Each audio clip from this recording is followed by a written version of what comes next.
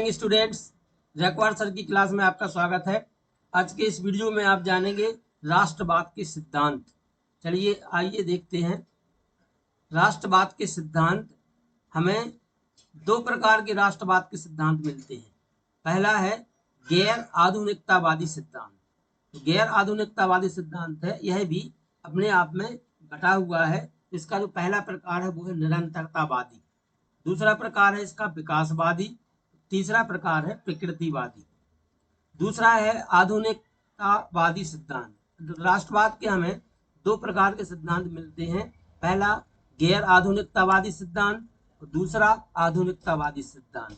जो गैर आधुनिकतावादी सिद्धांत है उसके तीन प्रकार हैं। पहला है निरंतरतावादी, दूसरा है विकासवादी और तीसरा है प्रकृतिवादी। अब हम इन दोनों सिद्धांतों को एक एक करके देखते हैं।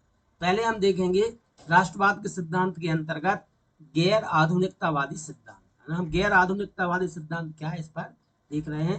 तो यह एक ऐसा घटनाक्रम है जिसकी जड़ें बेहद गहरी हैं। जो गैर आधुनिकतावादी सिद्धांत है वह उसको मानने वाले बताते हैं कि यह एक ऐसा घटनाक्रम है जिसकी जड़ें बहुत ही ज्यादा गहरी हैं। मानवीय जीवन में बड़ी ही जटिलता के साथ गुम्फित घटनाक्रम का सृजन इतने कम समयांतराल में नहीं हो सकता है। इन लोगों का क्या मानना है? तो मानव जीवन में जो घटनाएं बहुत ही जटिल रूप में गुथी हुई हैं, उनका जो सृजन है वो बहुत जल्दी नहीं हो सकता, बहुत कम समय में नहीं हो सकता है। इसी कारण से गैर आधुनिकतावादियों के अनुसार इसकी जो जड़ें हैं वो बहुत ही ज्यादा गहरी हैं। और क्या मानते हैं? निश्चित रूप से इसका विकास एक लंबे कालक्रम में ही संभव है। यानी ऐसी घटनाएं जो मनुष्य के जीवन में गुथी हुई हैं उनका विकास बहुत कम समय में नहीं हो सकता, इसलिए ये इसके लिए लंबा समय चाहिए। ये लोग तीन चीजें मानते हैं। पहला क्या है? यह एक ऐसा घटनाक्रम जिसकी जड़ें बेहद गहरी हैं। यानी जो गैर आधुनिकतावादी लोग क्या मानते हैं? जो राष्ट्रवाद है वह ऐसा घटनाक्रम है जिसकी जड़ें बहुत ही ज्यादा गहरी हैं। और क्या मानते हैं कि इनका मानना है मानवीय जीवन में बड़ी ही जटिलता के साथ गुम्फित घटनाक्रम, अर्थात ये हुआ कि मानव जीवन की जो घटनाएं हैं जिनमें बड़ी जटिलता पाई जाती हैं वो इतने जल्दी कम समय अंतराल में नहीं हो सकते, कम समय में भी नहीं हो सकती हैं। इसके लिए क्या बोल रहे हैं जी? निश्चित रूप से इसका विकास एक लंबे कालक्रम में ही संभव है। तो एक शब्द एक यदि हम एक लाइन में देखना चाहें तो गैर आधुनिकतावादी सिद्धांत के विचारक यह मानते हैं कि मानवीय जीवन की जितनी भी घटनाएं हैं या राष्ट्रवाद के अंतर्गत होने वाली सारी की सारी घटनाओं का जो जड़ें हैं वो निश्चित रूप से प्राचीन काल में है, अर्थात बहुत लंबे समय में उनकी जड़ें हैं। अभी फिलहाल की घटना नहीं है, ये बहुत समय से ही चली आ रही है। ये गैर आधुनिकतावादी सिद्धांत वाले मानते हैं। अब हम देखेंगे गैर आधुनिकतावादी सिद्धांत का जो पहला प्रकार है वो है निरंतरतावादी। निरंतरतावादी का मतलब है लगातार होने वाला। ये मानते हैं राष्ट्रवादियों में यह दृष्टिकोण अक्सर ही पाया जाता है। निरंतरतावादी सिद्धांत को मानने वाले क्या कहते हैं कि लोगों में यह जो दृष्टिकोण है राष्ट्रवाद का वह अक्सर ही पाया जाता है। इतिहास में ये पूर्ण निर्मित रूप में अपने ब्रांड को बनते देखना चाहते हैं। ये लोग क्या करते हैं कि ये चाहते हैं कि आप उनका जो राष्ट्रवाद का ब्रांड है वह इतिहास में बन रहा है, बनते हुए हमेशा देखते हैं। ये लोग वे उसे आविष्कृत परंपरा के रूप में समझते हैं। तो क्या समझते हैं? यह जो परंपरा है राष्ट्रवाद की उसका आविष्कार बहुत पहले हो चुका है। इसी कारण से वो क्या समझ रहे कि जो राष्ट्रवाद का दृष्टिकोण वह लोगों में अक्सर ही पाया जाता है। ये और वे अपने ब्रांड को इतिहास में बनते हुए देखना चाहते हैं। तीसरा क्या मानते हैं? जैसे वे उसे एक आविष्कृत परंपरा के रूप में समझते हैं। उदाहरण के रूप में देखेंगे जो पाकिस्तानी राष्ट्रवाद के विचारक और प्रचारक है मोहम्मद अली जिन्ना, वे क्या कहते हैं? जो मुस्लिम राष्ट्रवाद है वह किसी हाल फिलहाल का राजनीतिक विकास नहीं है, बल्कि मुस्लिम राष्ट्र का अस्तित्व मध्यकाल से ही रहा है। जो मुस्लिम अली जिन्ना है उनका क्या विचार है? आजकल जो हम मुस्लिम राज्य जो हमारे अलग राज्य बन रहा है वह आज की घटना नहीं है, बल्कि ये तो मध्यकाल से ही इसका अस्तित्व है। अर्थात जो निरंतरतावादी है वो क्या मानते हैं कि वे राष्ट्रवाद को एक आविष्कृत परंपरा मानते हैं और इसका जो विकास है वो पहले हो चुका था, ऐसा ये सोचते हैं। अब हम देखेंगे इसके अंतर्गत विकासवादी लोग क्या मानते हैं। विकासवादी इसके में है यह है आधुनिक काल में राष्ट्रवाद की व्यापक उपस्थिति को स्वीकार करते हैं। विकासवादी लोग क्या करते हैं, जो आधुनिक समय है, वर्तमान समय है, उसमें वे राष्ट्रवाद की उपस्थिति मानते हैं। वर्तमान उनका मानना है कि राष्ट्रवाद अभी वर्तमान समय में व्यापक रूप से उपस्थित है। परंतु ये क्या कह रहे हैं, परंतु इसकी जो व्याख्या है मानव इतिहास के से जोड़ रहे हैं। इसकी जो व्याख्या है वो आज की नहीं है, व्यापक है, लेकिन इसका इतिहास बहुत प्राचीन समय से है। इसकी व्याख्या मानव इतिहास के पूर्व आधुनिक काल से गुजरते हुए की जा सकती है। और क्या तर्क दे रहे हैं, यह तर्क पूर्व उपस्थित संस्कृतियों, विरासतों, विभिन्न अन्य नैतिक संधियों, भावनाओं एवं सामूहिक स्मृतियों पर केंद्रित है। विकासवादी बोल रहे हैं कि आज राष्ट्रवाद समाज में व्यापक है विस्तृत रूप में, परंतु इसकी जो व्याख्या है वो इतिहास के पूर्व से करना होगी। उसका उदाहरण दे रहे हैं, जो हमारे देश में या समाज में जो संस्कृतियां हैं, विभिन्न प्रकार की विरासतें हैं, वो विभिन्न प्रकार की जो भावनाएं हैं लोगों में, वे वे बहुत समय से चली आ रही हैं। उन्हीं स्मृतियों पर वो केंद्र मान करके वे ऐसा मानते हैं कि भले ही आज इस समय में जो राष्ट्रवाद व्यापक है, परंतु उसकी हमें व्याख्या है वो प्राचीन काल के इतिहास से करना होगी। इसके जो प्रमाण है वो हमारी संस्कृतियां, विरासत और भावनाएं हैं। अब हम देख रहे हैं उदाहरण के रूप में आधुनिक यूनानी राष्ट्रवाद की रूपरेखा।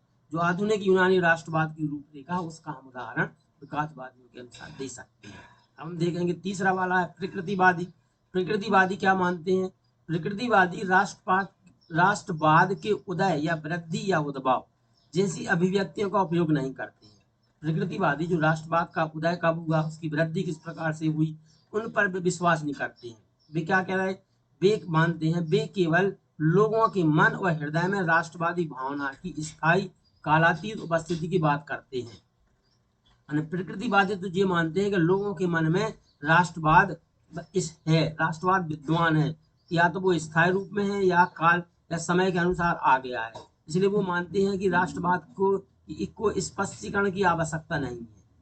और क्या मानते हैं, आपके अनुसार यह राष्ट्रवाद नहीं है बल्कि इसकी अनुपस्थिति जिसे हमें समझना चाहिए। वे लोग ये मानते हैं कि राष्ट्रवाद की नहीं, बल्कि राष्ट्रवाद कब अनुपस्थित हो गया लोगों के मन से, उसको हमें जानना चाहिए।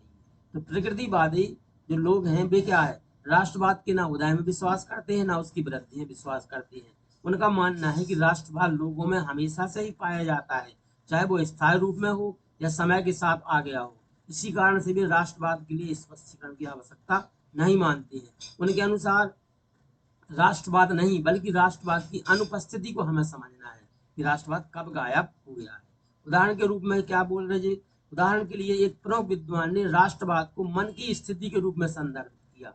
मनुष्य का जो मन है उसकी स्थिति किस प्रकार की है, राष्ट्रवादी है कि गैर राष्ट्रवादी है, तो उसकी स्थिति के अनुसार ही, यदि राष्ट्रवादी नहीं है, गैर राष्ट्रवादी है, तो वह कौन सी घटना है जिसके कारण वो अनुपस्थित हो गई राष्ट्रवाद की भावना। इसी के लिए ये बोल रहे हैं।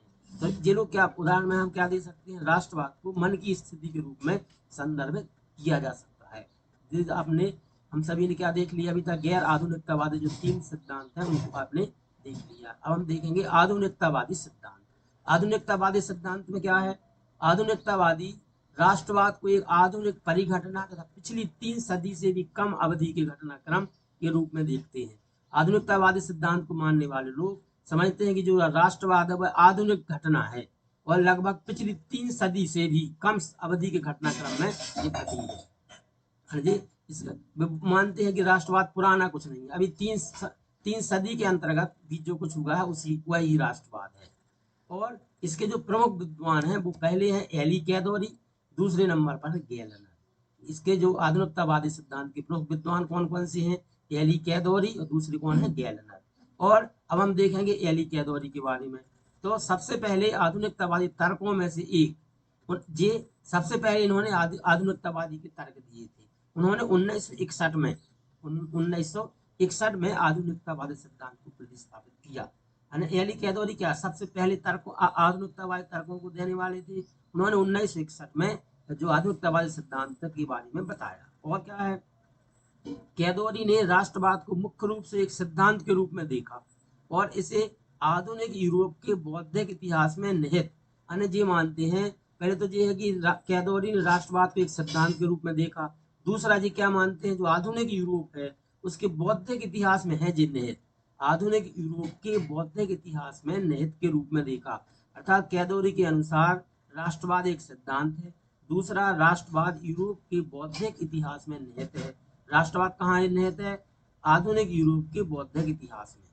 तो एली कैदोरी के बारे में हम क्या क्या लिख सकते हैं? जो एली कैदोरी थे, इन्होंने आधुनिकता पर दिए जाने वाले तर्कों में से नंबर 1 पर थे।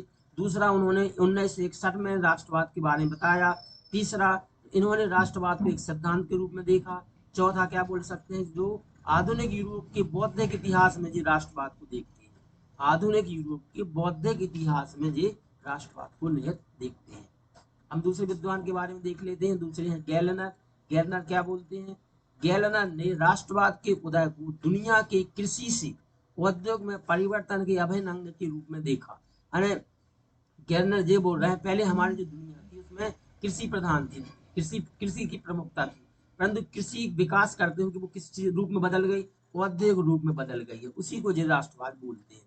तो गैलनर ने राष्ट्रवाद के उदय को दुनिया के कृषि से औद्योगिक में परिवर्तन के अभिन्न अंग के रूप में देखा। दुनिया में जो पहले कृषि प्रधान थी वो कृषि प्रधान से किस में बदल गई? औद्योगिकता में बदल गई।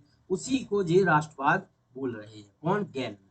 नई अर्थव्यवस्था आधुनिक विज्ञान और प्रौद्योगिकी द्वारा समर्पित थी। जो नई अर्थव्यवस्था आई वो किसके द्वारा समर्पित थी? आधुनिक विज्ञान और प्रौद्योगिकी द्वारा समर्पित थी। इसने पुरानी व्यवस्था को नष्ट कर दिया। पहले कृषि वाली व्यवस्था थी, कृषि वाली व्यवस्था में आधुनिक विज्ञान का प्रयोग किया, प्रौद्योगिकी का प्रयोग किया, तो क्या हुआ? वो औद्योगिक क्रांति हो गई। उसी कारण से इस जो नई वाली व्यवस्था आई, इसने पुरानी व्यवस्था को नष्ट कर दिया और समय के साथ इसे एक नई सामाजिक व्यवस्था में बदल दिया। उसने क्या किया कि समय के साथ में एक नई सामाजिक व्यवस्था में बदल दिया। यूरोपीय समाज, और जिससे क्या हुआ? यूरोपीय समाज में पहले की गलती की जो रेखाएं थी वे मिट गई और संस्कृति पर आधारित नई सीमाओं द्वारा प्रतिस्थापित किया गया। यानी गैलनर जी मानते हैं कि दुनिया कृषि प्रधान से औद्योगिक क्षेत्र में बदल गई। इसी को वो राष्ट्रवाद मानते हैं।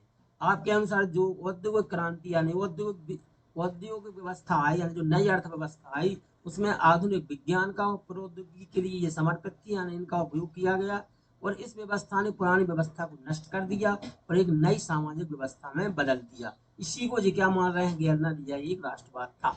यूरोपीय समाज में पहले की गलती की रेखाएं मिट गई। पहले जो गलती करती थी वो मिटा दी गई और संस्कृति पर आधारित नई सीमाओं द्वारा प्रतिस्थापन किया गया।